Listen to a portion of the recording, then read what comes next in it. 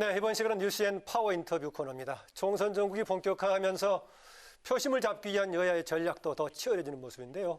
오늘은 자유한국당의 전략기획부총장이시죠. 성원석 의원 스튜디오에 나와 계십니다. 어서 오십시오. 반갑습니다. 네, 안녕하십니까. 네, 국회 방송에 종종 나오시기 위해서 항상 고맙습니다. 고맙습니다. 불러주셔서 감사합니다. 네. 이번 총선에서 코로나 바이러스가 바로 변수죠. 정부는 오늘부터 중국 후베이성을 방문을 하거나 체류한 적이 있는 모든 외국인의 입국을 금지키로 했는데 현재 정부 여당에 대응 어떻게 생각하시는지요? 우리 당에서는 일찍부터 중국에서 들어오는 중국인들과 외국인들, 중국을 경유한 외국인들에 대한 입국을 금지해야 된다라고 이미 얘기를 했었습니다. 그런데 지금 현재 정부의 대응을 보면 상당히 실기하고 있다. 또 일정 부분 우왕좌왕하고 있다. 결과적으로 현 정권의 무능을 다시 한번 나타냈다, 드러냈다 이렇게 보여집니다. 북한을 포함해서 지금 전 세계 대다수 국가들이 중국에서 들어오는 입국자들을 금지를 하고 있는데 우리는 이제서야 겨우 한 달이 지난 현 시점에서 후베이성 우한에서 들어오는 사람들만 금지를 하고 있단 말이죠. 오늘부터 이미 3차 감염자까지 발생을 했습니다. 그렇기 때문에 이미 진작부터 입국 금지를 했어야만 되는데 시기적으로 굉장히 늦었다. 이런 이야기고요.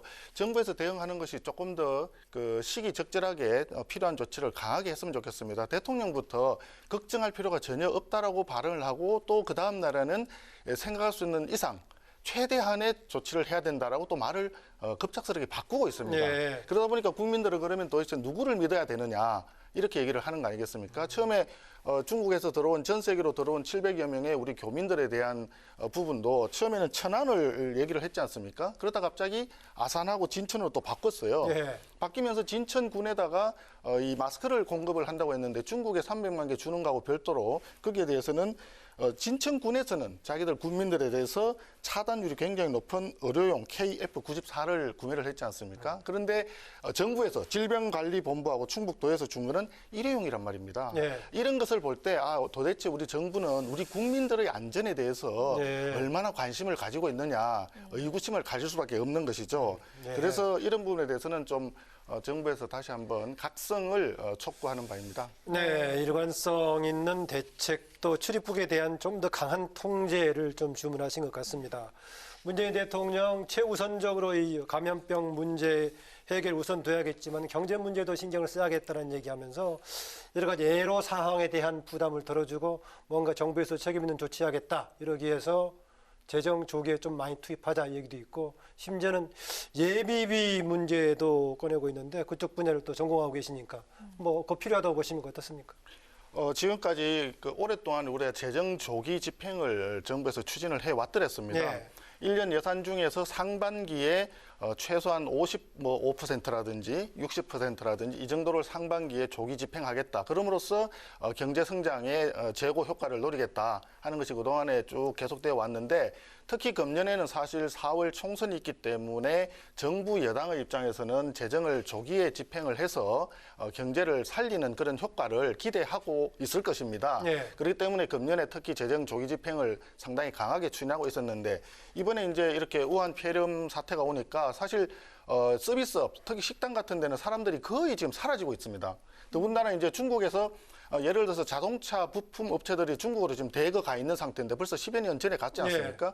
중국에서 물동량 흐름이 이제 딱 막히다 보니까 부품이 국내에 제대로 공급이 안 된단 말이죠. 그러면 빠르면 오늘 내일 한 2월 6, 7일경부터는 완성차도 못 나온다는 겁니다. 그렇게 되면 우리 제조업체에다가 직격탄을 맞게 되는 그런 상황입니다. 제조업체들이 가동을 멈추게 되면 거기에 따라서 연쇄적으로 인근 주변의 중소업체라든지 서비스 업종이라든지 파급력과 임팩트가 굉장히 크게 됩니다.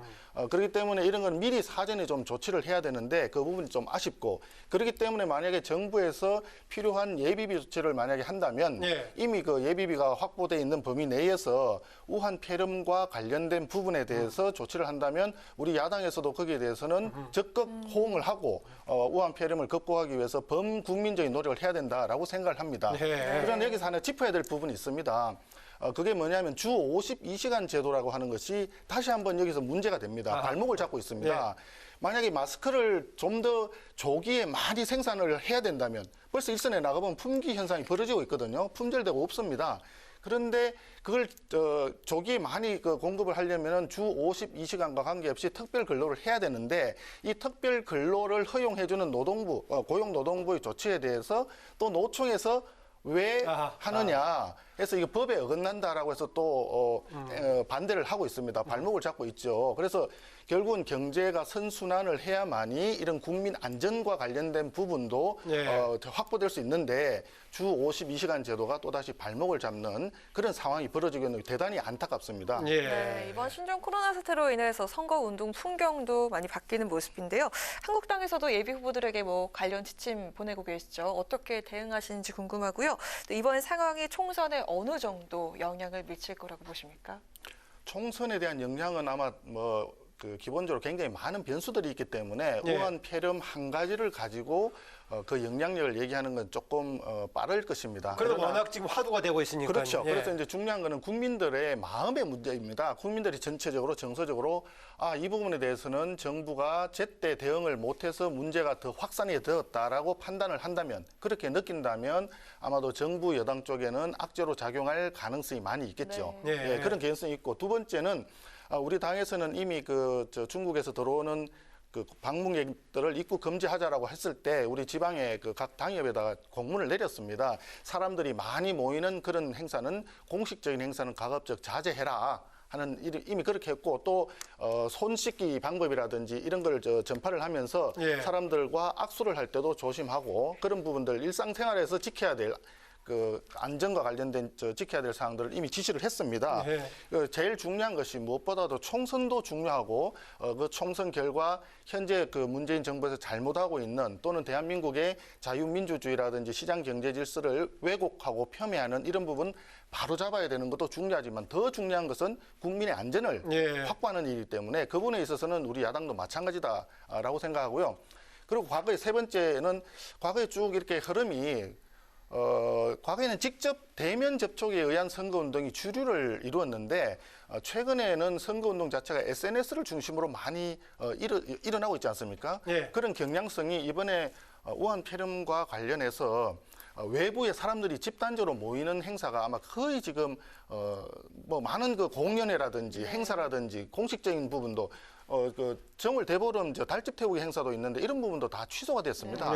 그래서 SNS를 통한 선거운동이 좀 더 활발하게 일어나지 않을까 이렇게 생각을 하고, 거기에 대응해서 우리 자유한국당에서는 SNS를 활용할 수 있는 디지털 지회라든지 이런 부분에 대해서 디지털 본부를 상당히 좀 강화하고 있는 그런 상황이다라고 하는 점을 말씀드릴 수 있습니다. 네, 지금 이제 바이러스 지금 상황상 대중적인 집회보다는 이제 SNS가 굉장히 중요하게 될 거다라고 말씀하셨는데요.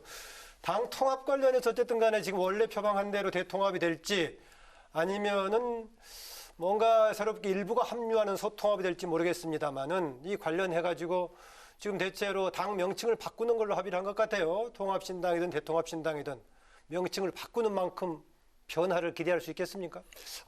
이 부분은 이렇게 생각하면 되겠습니다. 당명을 바꾸는 자체의 문제가 아니라 현재 이제 지난번에 혁신통합추진위원회에 함께 관여했던 우리 당과 세보수당과 그다음에 전진당, 이 모든 당들이 같이 한꺼번에 뭉치려고 한다면 결국은 새로운 당으로 갈 수밖에 없는 상황 아니겠습니까?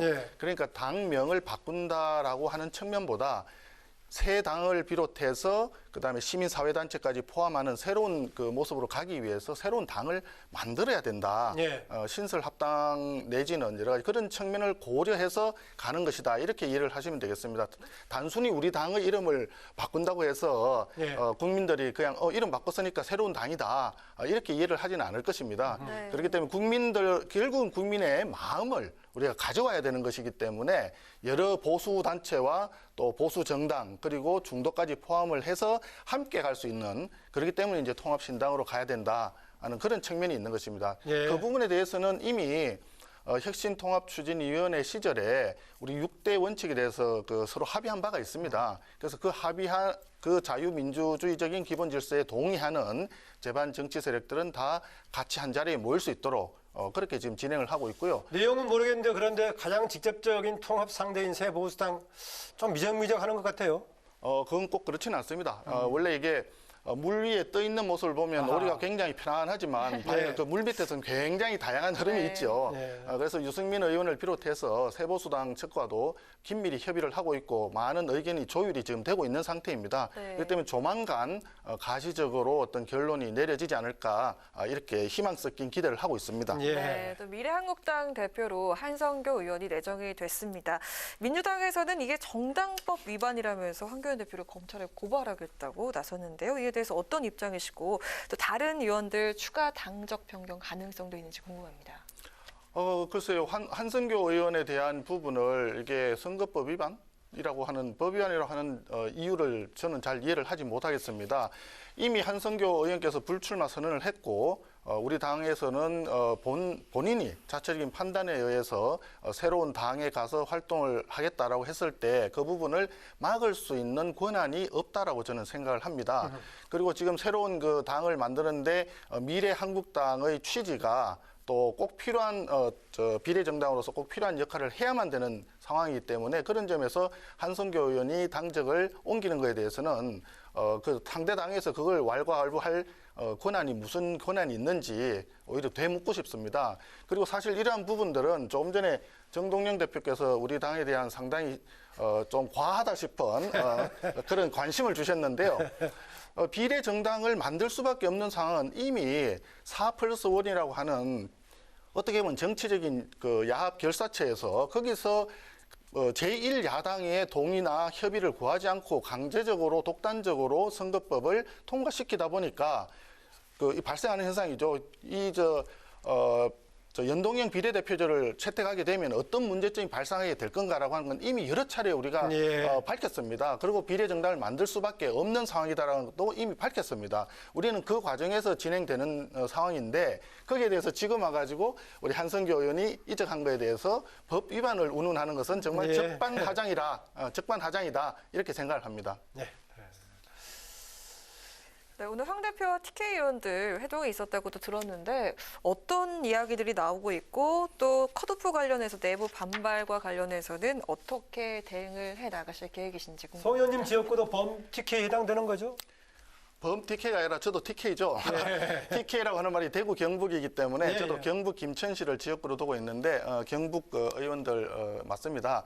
그런데 오늘 그 황 대표님이 식사를 같이 하시는 것은 그동안에 이제 쭉 해왔던 지역별, 그다음에 상위비별 오찬이나 만찬을 쭉 진행해오는 일환으로 식사를 자리를 예정하고 있는 것으로 저는 알고 있습니다. 그렇기 때문에 특별한 의미를 두는 것은 제가 볼 때는 언론에서의 지나치게 과다한 관심이 아닐까라고 하는 부분을 말씀드리고 싶고요.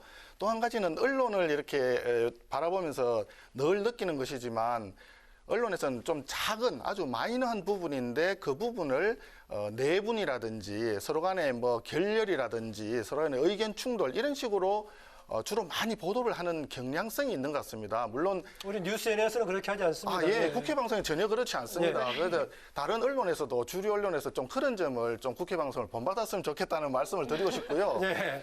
그런 점에서 지나치게 우리 당 내에 소소한 일들에 대해서 서로 간의 의견 충돌이 많고 뭔가 반발이 있다 하는 그런 쪽으로 보도하게 되는 조금 자제해 줍시사 하는 부탁 말씀을 참 저는 언론께 드리고 싶습니다. 네, 아까 송 의원님 지역구 이제 김천 말씀하셨는데 지난달에 김천에서 이제 1000여 명이 모인 가운데 의정 보고하셨다라고 했었는데 어떻습니까? 지금 또 2월에 조만간 임시국회도 시작이 되고 지금 이제 바이러스의 문제도 있고 하는데 뭐 지역에서 활동 어떻게 하고 계십니까? 예, 마침 의정 보고회를 우한 폐렴이 본격적으로 확산되기 전에 마무리를 하게 돼서 안도의 한숨을 전 쉬고 있고요. 만약에 되신다면은 어떤 데 주력해서 앞으로 활동하시겠습니까? 어떤 다시 이제 21대까지 입성하신다면. 예. 21대 국회에 들어온다면 다시 한번 저는 분명히 그 정치를 시작할 때 제가 말씀드린 게 있습니다. 현재 대한민국에서 가장 필요한 것은 자유입니다. 자유. 네. 자유민주주의라고 하는 것이 점점 희석돼 가는 현상에 대해서 이것은 우리가 용납하기 어렵다. 그런 또 국민들의 목소리가 굉장히 크다. 이렇게 네. 생각을 하고요. 또 한 부분에서는 경제와 관련해서는 시장 경제 질서가 지금 굉장히 많이 왜곡돼 있습니다. 좀 전에 말씀드렸지만 주 52시간 제도라고 하는 것은 본인이 근로하고 싶거나 근로할 네. 능력이 있음에도 불구하고 52시간 이상 할 수가 없습니다.